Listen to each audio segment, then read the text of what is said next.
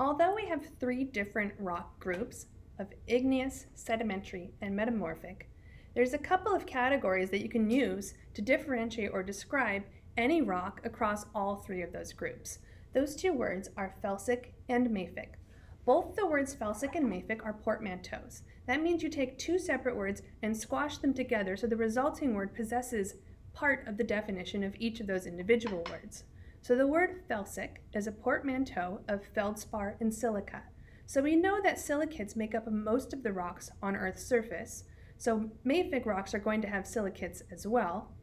But the felsic rocks also possess feldspar, or the elements that are common in feldspar. So feldspar, you'll find potassium, you could also find aluminum. So those elements make the rocks lighter in color, sometimes pink in color. So here, all three of these specimens would be Felsic rocks because they possess all the silicates, so the sic part of felsic, and they can also possess the elements that you would find in feldspar. So a felsic rock would be lighter in color, sometimes more towards the pink or orange or tan sorts of shades. A mafic rock, mafic is a portmanteau of ferric, which refers to iron, and magnesium, which is also a metal. So a mafic rock is going to have a higher density, it's going to be a bit heavier, and it's going to also be darker in color. So just like the felsic rocks, it can be light in color or pink, a mafic rock can be dark in color or green.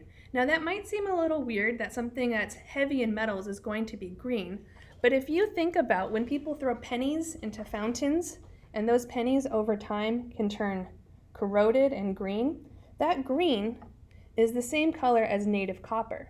So here we have the copper, and there's also zinc in this penny too. But the copper, when it's corroded, turns a green color. You can also find that on other bits of metal. So here we have an alloy key that has some iron in it, it has some aluminum, it has a little bit of copper in it as well. And when that metal has corroded, it's turned green. There's something you probably were told in elementary school that you've maybe forgotten since, that the Statue of Liberty is actually made out of copper. So that green color that the Statue of Liberty has is due to the corroded copper within it.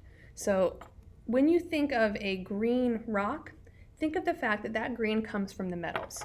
So when you find a mineral that is dark and or green, it's going to be a mafic mineral. An example of that was our olivine.